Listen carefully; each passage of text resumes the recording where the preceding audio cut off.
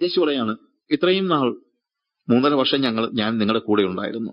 നിങ്ങളെ ശാസിച്ചും ഉപദേശിച്ചും നിങ്ങളെ വഴി നടത്താൻ ഞാൻ ഉണ്ടായിരുന്നു. ഇപ്പൊ നിങ്ങൾ എക്യുപ്ഡ് ആയിട്ടുണ്ട്. എന്ന് തന്നെയല്ല, ഞാൻ നിങ്ങൾക്ക് പരിശുദ്ധാത്മാവിനെ അയച്ചു തരികയും ചെയ്യും. എന്നാൽ ഇനിയിപ്പം യേശുവിന്റെ ദൃശ്യ സാന്നിധ്യമില്ലാതെ നിങ്ങൾ ജീവിക്കേണ്ടി വരും. ഇതുവരെ യേശുവിന്റെ ദൃശ്യ സാമീപ്യം അവർക്ക് ഉണ്ടായിരുന്നു.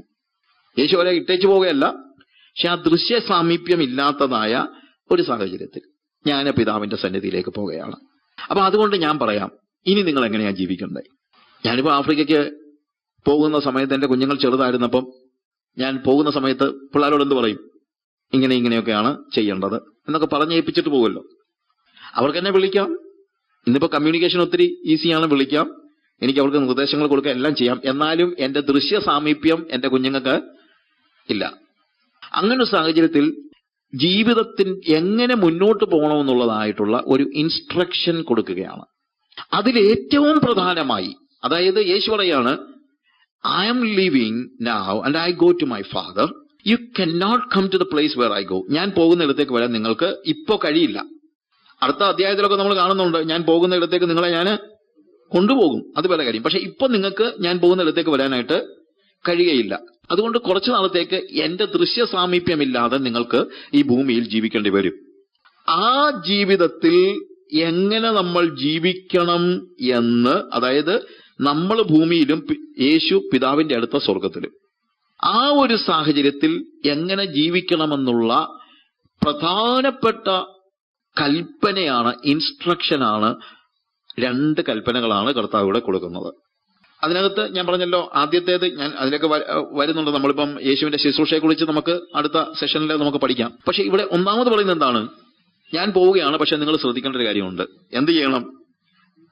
നിങ്ങൾ തമ്മിൽ സ്നേഹിക്കണം എന്ന പുതിയൊരു കൽപ്പന ഞാൻ നിങ്ങൾക്ക് തരുന്നു.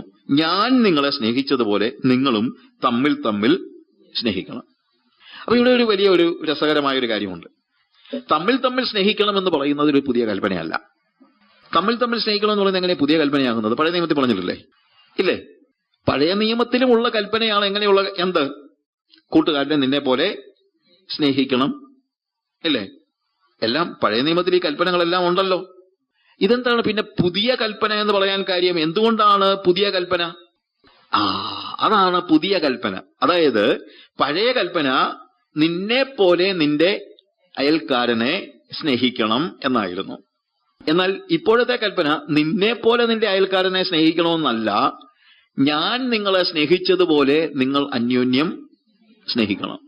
എന്താ ഇതിന്റെ പ്രത്യേകത?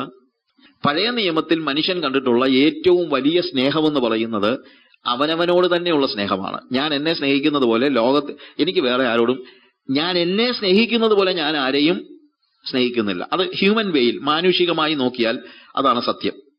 ഞാൻ ഏറ്റവും കൂടുതൽ സ്നേഹിക്കുന്ന ആരെയാണ്? എന്നെയാണ്. അത് ആണ് പഴയ നിയമത്തിൽ. അതുകൊണ്ട് പറഞ്ഞു, നീ നിന്നെ സ്നേഹിക്കുന്നത് പോലെ നീ എന്ത് ചെയ്യണം? നിന്നെ പോലെ നിന്റെ അയൽക്കാരനെ സ്നേഹിക്കണം. നിന്നെ പോലെ, ഞാൻ എന്നെ സ്നേഹിക്കുന്നത് പോലെ. പക്ഷെ 3.5 വർഷം കൂടെ കൊണ്ടു നടന്ന് കർത്താവ് സ്നേഹം എന്താണെന്ന് പഠിപ്പിച്ചിട്ട് പറഞ്ഞു, നിങ്ങൾ നിങ്ങളെ സ്നേഹിക്കുന്നതിനേക്കാൾ കൂടുതൽ ഞാൻ നിങ്ങളെ സ്നേഹിക്കുന്നുണ്ട്. ആ സത്യം നിങ്ങൾ അറിയുന്നുണ്ടോ? ഞാൻ എന്നെ സ്നേഹിക്കുന്നതിനേക്കാൾ കൂടുതൽ യേശു എന്നെ സ്നേഹിക്കുന്നുണ്ട്.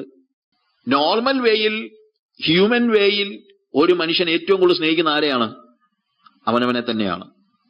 ഇതറിയാനായിട്ട് ഒരു പരീക്ഷണം നടത്തിയ സ്റ്റോറി ഞാൻ ഇങ്ങനെ കേട്ടിട്ടുണ്ട്. അത് പറയാം. അതിന് മുമ്പ് ഈ നമ്മളെ തന്നെ സ്നേഹിക്കുന്നപ്പം take the case of the Samaritan, നല്ല ശമരിയാക്കാരന്റെ, ഗുഡ് സമാരിറ്റൻ, നല്ല ശമരിയാക്കാരന്റെ ഉപമ.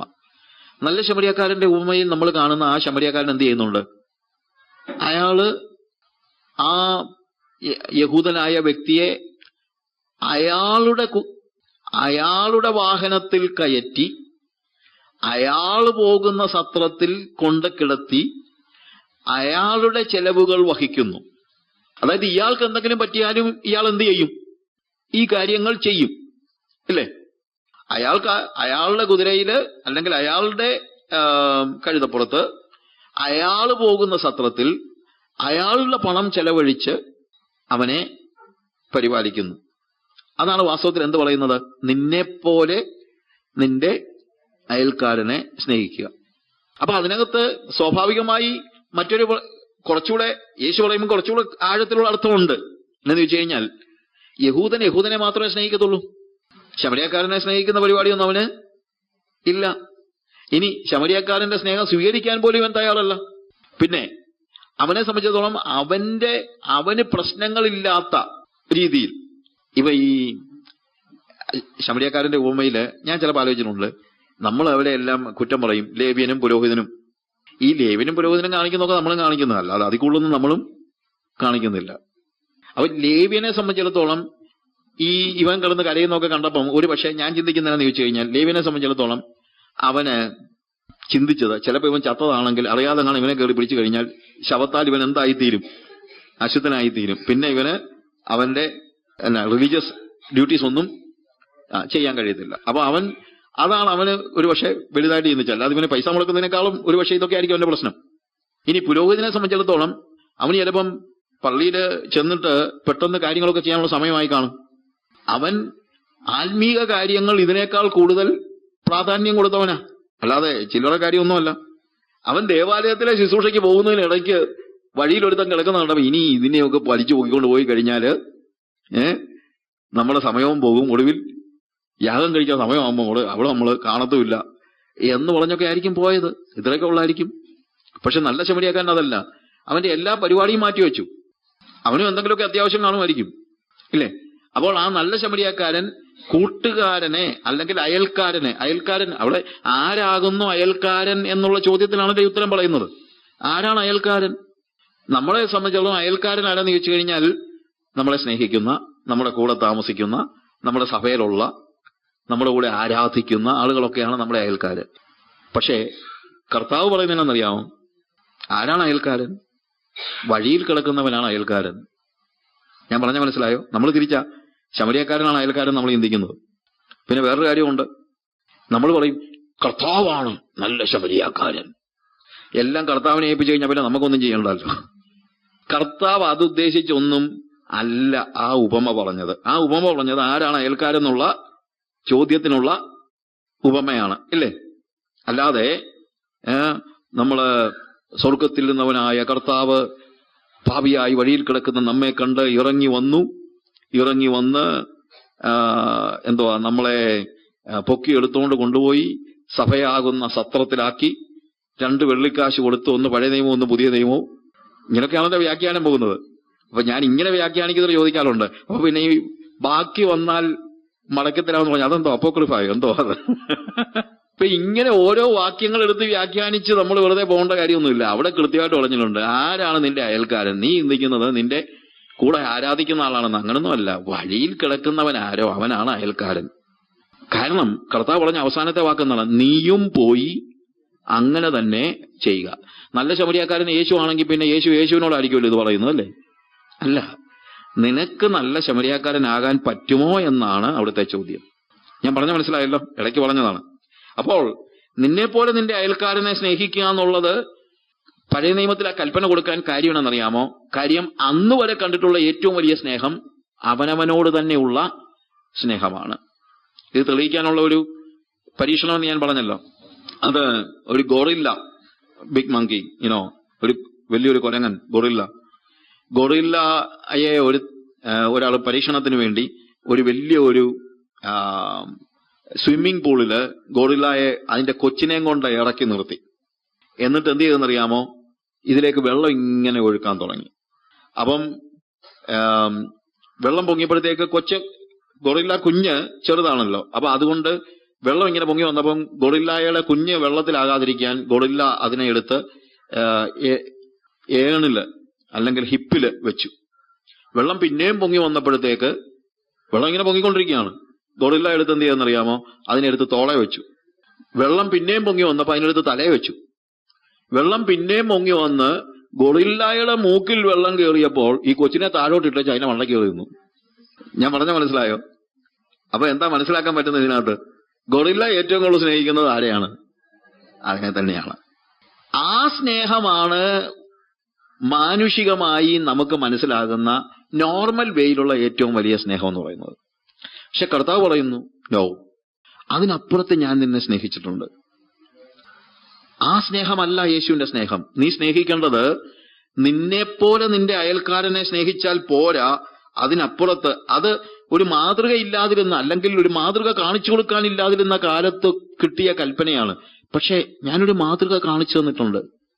ഞാൻ എന്നെ സ്നേഹിക്കുന്നതിലുപരി, നീ നിന്നെ സ്നേഹിക്കുന്നതിലുപരി ഞാൻ എന്ത് ചെയ്തിട്ടുണ്ട്? നിന്നെ സ്നേഹിച്ചിട്ടുണ്ട്. യു സി, യേശുവിനെ സ്നേഹിക്കുന്നതിലുപരി എന്നെ സ്നേഹിച്ചു. അതുകൊണ്ടാണ് കൂട്ടുകാരനെ നിന്നെ പോലെ സ്നേഹിച്ചാൽ പോരാ, നിന്നേക്കാൾ അപ്പുറത്ത് സ്നേഹിക്കാൻ കഴിയുന്ന, അതാണ് ക്രിസ്തീയ സ്നേഹം എന്ന് പറയുന്നത്.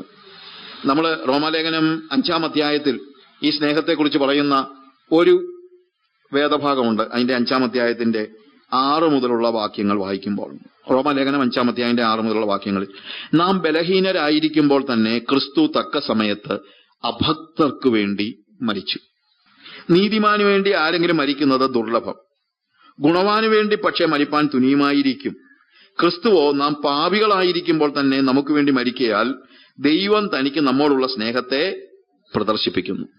ഇവിടെ പൗലോസ് പറയുന്ന കാര്യത്തില് കർത്താവിന്റെ സ്നേഹത്തിന്റെ പ്രത്യേകത, നമ്മൾ ബലഹീനരായിരിക്കുമ്പോൾ, ബലഹീനർ എന്ന് പറയുമ്പോൾ അവിടുത്തെ അർത്ഥം നാം പാപികളായിരിക്കുമ്പോൾ, അഥവാ നമ്മൾ റിബല്യസ് ആയിരുന്നപ്പോൾ, നമ്മൾ യേശുവേ യേശുവേ എന്നൊക്കെ വിളിച്ചുകൊണ്ടിരുന്നപ്പോഴല്ലല്ലോ യേശു നമ്മളെ സ്നേഹിച്ചതാണോ? നമ്മൾ നീതികെട്ടവരായിരുന്നപ്പോൾ, അഭക്തർക്ക് വേണ്ടി മരിച്ചെന്നാണ്. ഭക്തിയുള്ളവർക്ക് വേണ്ടിയല്ല. He was dying for the ungodly. യേശു എനിക്ക് വേണ്ടി മരിച്ചു എന്ന് പറയുന്നത് വലിയ അത്ഭുതമാണ്. കാരണം ഞാൻ യേശുവിന് എന്താ ചെയ്തിട്ടുള്ളത്? ഒന്നുമില്ല. എനിക്ക് വേണ്ടി മരിക്കത്തക്ക രീതിയിൽ എനിക്ക് യാതൊരു ക്വാളിറ്റിയും ഒരിക്കലും ഉണ്ടായിരുന്നില്ല. നമ്മളെ എല്ലാം മനസ്സിലാക്കേണ്ട കാര്യം. അതിനകത്ത് 3 പേരുടെ കാര്യം പറയുന്നു. നീതിമാനു വേണ്ടി ആരെങ്കിലും മരിക്കുന്നത് ദുർലഭം, ഗുണവാനു വേണ്ടി പക്ഷേ മരിപ്പാൻ തുനിയുമായിരിക്കും. അപ്പൊ നീതിമാൻ, ഗുണവാൻ. പക്ഷേ ക്രിസ്തുവോ നാം പാപികളായിരിക്കുമ്പോൾ തന്നെ നമുക്ക് വേണ്ടി മരിക്കയാൽ. അപ്പം നീതിമാൻ, ഗുണവാൻ, പാപി. നീതിമാനു വേണ്ടി പോലും ഒരാൾ മരിക്കുന്നത് അങ്ങനെ ദുർലഭമായ കാര്യം. അങ്ങനെ നടക്കത്തൊന്നുമില്ല. അങ്ങനെയൊന്നും സാധാരണ ഒന്നുമല്ല. ഞാനിപ്പം ഇവിടുന്ന് നമ്മള് ഇങ്ങോട്ട് വരുന്ന വഴിക്ക്, ഇപ്പം വെള്ളിക്കുളങ്ങര ഞാൻ അങ്ങോട്ട് പോകുന്ന വെള്ളിക്കുളങ്ങര ജംഗ്ഷനിലോട്ട് ഞാൻ ഇറങ്ങുന്ന സമയത്ത് ഒരുത്തൻ വഴിയെ പോയ ഒരുത്തനെ കുത്തിക്കൊല്ലുകയാണെന്ന്, കുത്താൻ വേണ്ടി പിച്ചാത്തിയും കൊണ്ട് ഓടിക്കുക. നിങ്ങൾക്ക് രണ്ടുപേരെ അറിയാം. ഈ ഓടുന്ന മനുഷ്യൻ വളരെ നീതിമാനും ഇവൻ ഒരു കവർച്ചക്കാരനുമാണ്, കള്ളനാ. അപ്പൊ ഒരു കള്ളൻ ഒരു നീതിമാനായ വ്യക്തിയെ കൊല്ലാനായിട്ട് ഓടിക്കുക. നിങ്ങൾ എന്ത് ചെയ്യും? നിങ്ങൾ ഓടിച്ചെന്നിട്ട് പറയോ, അവനെ കൊല്ലരുത്, അവൻ നീതിമാനാ, നീ എന്നെ കൊല്ല്, അവന് പകരം എന്നെ കൊല്ല് എന്നൊക്കെ പറഞ്ഞോളൂ ചെല്ലോ. അത് ദുർലഭമാണ്, അല്ലേ? നീതിമാൻ, നമുക്ക് ബന്ധമൊന്നുമില്ല. ബന്ധമുള്ളവരാണെങ്കിൽ പിന്നെയും വേണ്ടുകയില്ല. എനിക്കൊരു ബന്ധവുമില്ലാത്ത വഴി വെച്ച് ഒരുത്തൻ അനീതിയായി ഒരുത്തനെ കൊല്ലുന്നത് കാണുമ്പോൾ അവന് പകരം മരിക്കാനൊന്നും ഞാൻ ഓടിച്ചെല്ലത്തൊന്നുമില്ല. എനിക്കറിയത്തില്ല നിങ്ങളാരെങ്കിലും ഓടിച്ചെല്ലുമെന്നൊന്നും. നോർമൽ വേയി നമ്മൾ പറയും, that is not my business. പിച്ചാത്തിയും കൊണ്ട് അവൻ നടക്കുന്ന കാണുമ്പോൾ എനിക്കും പേടി. ഇനി അവൻ എന്നെ കാണാൻ കുത്തിയാലോ എന്നുള്ള പേടി എനിക്കുണ്ട്. ഞാൻ അവനെ പിടിച്ചു മാറ്റാൻ പോലും ചിലപ്പം പരിശ്രമിച്ചില്ലെന്നിരിക്കും, എനിക്ക് ആരോഗ്യമില്ലെങ്കിൽ. ആരോഗ്യം ഉണ്ടെങ്കിൽ പിന്നെ വേണ്ടുകയില്ല. ഈ പിച്ചാത്തിയോട് തോക്കും കൊണ്ട് നിൽക്കുകയാണെന്ന് ചോദിച്ചോ, ഇപ്പൊ കൊല്ലുമെന്ന് പറഞ്ഞോണ്ട് നിൽക്കുമ്പോഴത്തേക്ക് ഞാനങ്ങോട്ട് എന്റെ ഷർട്ടൊക്കെ അങ്ങോട്ട് വലിച്ചു കയറി, കൊല്ലടാ എന്നെ, അവനെ വിട് എന്നൊന്നും പറഞ്ഞോണ്ടൊന്നും ചാടിക്കേറി ചെല്ലത്തക്ക രീതിയിലുള്ള അത്രയ്ക്കുള്ള ഇതൊന്നും എനിക്ക് ഇല്ല. ഗുണവാനു വേണ്ടി ഒരു പക്ഷെ ആരെങ്കിലും മരിക്കുമായിരിക്കാം. ഗുണവാനു വേണ്ടി എന്ന് പറഞ്ഞു കഴിഞ്ഞാൽ റിലേറ്റഡ് ആയിട്ടുള്ള ഒരു പക്ഷേ മക്കൾക്ക് വേണ്ടി മരിക്കുന്ന അമ്മമാരും ഒക്കെ നമ്മൾ കേട്ടിട്ടുണ്ടല്ലോ, അല്ലേ? അങ്ങനത്തെ ഒത്തിരി സ്റ്റോറീസ് ഉണ്ട്.